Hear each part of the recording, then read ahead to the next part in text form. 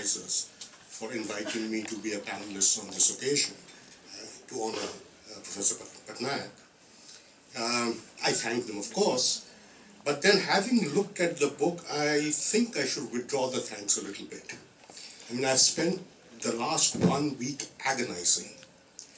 And the main reason for it is the book covers a range of topics and issues and uses methodologies for which I simply didn't have the bandwidth. And in fact, when I really went over it again, I don't think there are too many people around who would have the bandwidth except for Professor Patnaik. Maybe there would be a couple more, but there wouldn't be very many, and I certainly was not one of them. The second problem that I had is that this book is written by academics for the super academic. And having been out of academics for 26 years, I'm afraid a lot of it left me kind of glazed over. I couldn't understand half of it. The net result is I think I got a lot less from the book than the younger lot out here would get out of it. So the question is, what does one do on an occasion like this when you're expected to actually say something intelligent about a particular publication? Firstly, this is not a seminar, so it is not expected of me, it's probably frowned upon, for me to criticize anything in the book. That's not done. That's bad form. If it is a seminar, I know exactly what to do. And being a good bureaucrat, having learned from a lot of section officers, criticism we are good at. We're very good at it. But what does one do in a book release? Other than say exactly, please read it. Hopefully you'll get a lot more out of it than I did, given my limitations.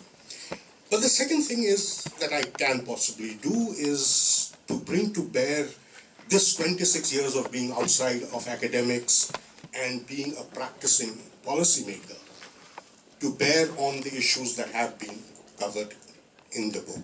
Not all of them, but some of them. And perhaps a little bit of the kind of research that I do myself. The book is divided. None of you have seen it, I think. There's this small coterie of people sitting up in front who have seen the book. And so I can't expect you to know what's in the book at all, not even the way it's been structured. So let me at least begin by giving you an idea of how the book is structured. It's structured in 5 sort of broad thematic heads. The first being sustaining the growth process. The second is dealing with globalization. The third is mitigating immiserization. The fourth, envisioning institutional changes. And the fifth, reimagining political hegemony. Now, within each of these 5 categories, there's a set of papers, very competent and, as I said, very academic, all of them. And it became a bit of an effort to try and tease out common themes that one could talk about. There are a few, and let me briefly touch on those, again with my views on that.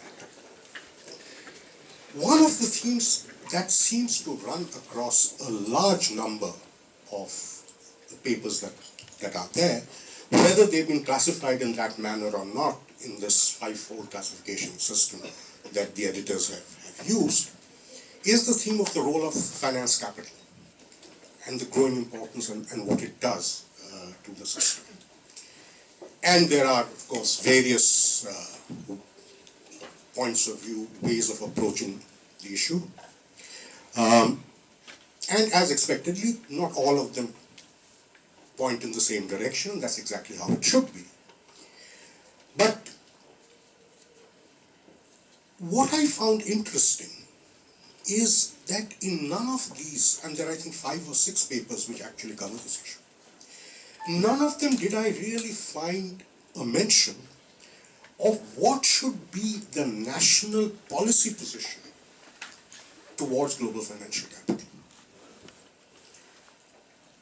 The effects are analyzed in detail. But what should be the attitude? What should be the policy position? How should government think about it? Indeed, how should macro governments think about it? In some of the work that I've been doing, not on international finance capital per se, but on the notion of financial opening up of an economy, one of the results that I do deal with is the question that arises when there is a compositional mismatch between the demand and supply of the domestic savings instruments. So investors are demanding a particular composition in terms of the type of capital they wish to access, and the savers are actually supplying their savings in totally different forms. What happens if the domestic financial sector doesn't do a perfect matchmake between these two composition groups? And the answer, if there is an answer, is that it's a problem that will almost not ever be solved by simply assuming flexibility of prices. So having flexible interest rates doesn't really help matters at all. And what ends up happening in a situation like that is that the possibility exists that even when ex-ante investment is significantly higher than ex-ante savings, you could still have a situation where the actual investment won't fall short of ex-ante savings. That's a possibility. The corollary to that really goes in with this whole financial openness business. The argument that then comes is that if you really want to utilize your domestic savings, which is what is going to give rise to a higher growth rate of the economy in a classical Keynesian sense, is to be able to access that form of capital which is the binding constraint on the system. Now, the notion of the composition is something which really, when you're talking about finance capital, should be fundamental to what we deal with. Because it's the composition which has been changing. We do talk about composition up to a point when we talk about foreign direct investments and foreign portfolio investments, and there's again some of that issue that crops up. But again there, I think we don't carry the arguments far enough. The general notion is that foreign direct investment, one may not particularly like it, it causes certain kinds of problems, but at least it increases productive capacities. Portfolio investment has no redeeming virtues whatsoever. Now that comes from a particular point of view of how you look at the economic system. But if you look at it in a somewhat different perspective and ask the question that, forget about other things, if I have a face-off between domestic entrepreneurs and foreign entrepreneurs, what should my attitude be, particularly towards portfolio investment? And the answers you would get may actually surprise us. But again, as I said, it's a limited perspective. It looks at one particular issue. So the work that's there in the book on finance capital actually is very rich. And as I said, I think we are still in a process of learning about these things. We are certainly not in a position where we can take categorical positions. The second was on the issue of agriculture, which is again, it permeates a whole bunch of the papers that are there in various forms. And what surprised me is that these papers showed even more diversity than the papers which had international finance as the basic theme. And I actually tried to tabulate the policies that were coming out of the various papers, and I found a lot of them were simply working in opposite directions. Consolidate land, no, smallholder is better, do land reforms, don't do land reforms, all of that.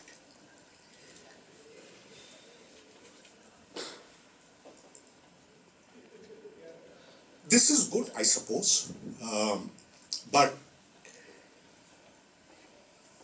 the issue is that, you know, agriculture has possibly been the most studied field in India for the last 60 years. And it's interesting that after this long passage of time, we really haven't come to any sense of agreement on what should happen in agriculture.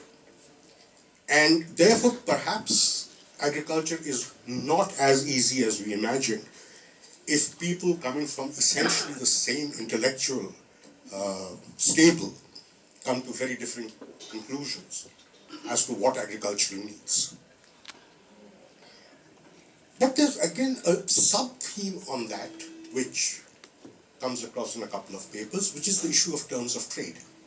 So there's the broad issue of the Singer-Prebisch kind of global terms of trade shifts between primary and secondary products.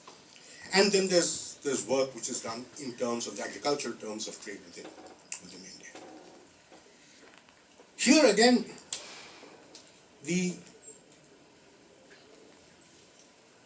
focus is again, I think in a sense, kind of traditional, because what it does is it really looks at the drivers of terms of trade and what are the factors that go into determining the trajectory of terms of trade.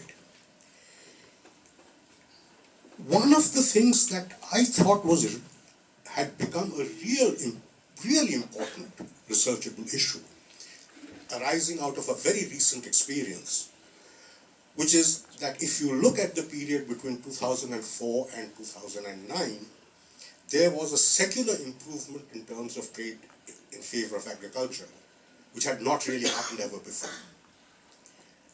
And it was also the period which actually seemed to lead to the highest reduction of poverty in the country that we have experienced.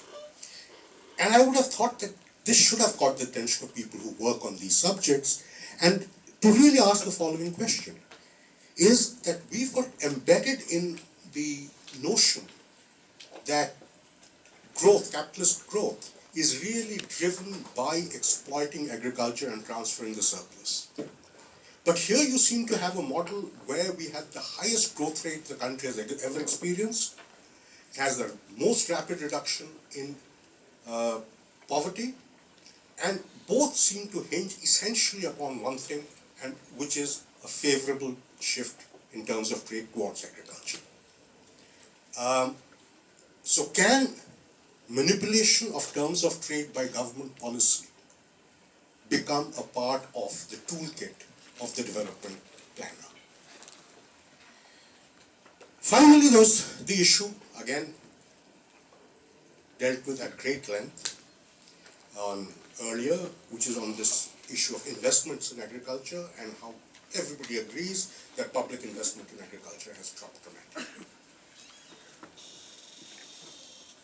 The interesting part of it is not that. That I think we all know and we all deprecate what is happening. What is more interesting is what is happening and what is likely to happen to private investment in agriculture. And here the most interesting paper was on the role of aspirations. You know, economists work all the time on expectations, but economists don't actually work very much on aspirations. And a paper which actually goes into the issue of aspirations and how aspirations would affect the behavior of a particular class of people and how it would affect the growth prospects, I think is an important contribution. And I think this is something that, as a profession, we need to really take forward, because this is only restricted to smallholder agriculture, to the poor. but I think the applications of the notions of aspiration and how it affects behavior is much wider. I must say, this book to me was a great tribute to Prabhat in the sense that I, of course, knew it, what his range was, but this really nails it down. The range is fantastic, the quality of work is very good, and thank the Lord, the authors don't all agree with each other. Thank you.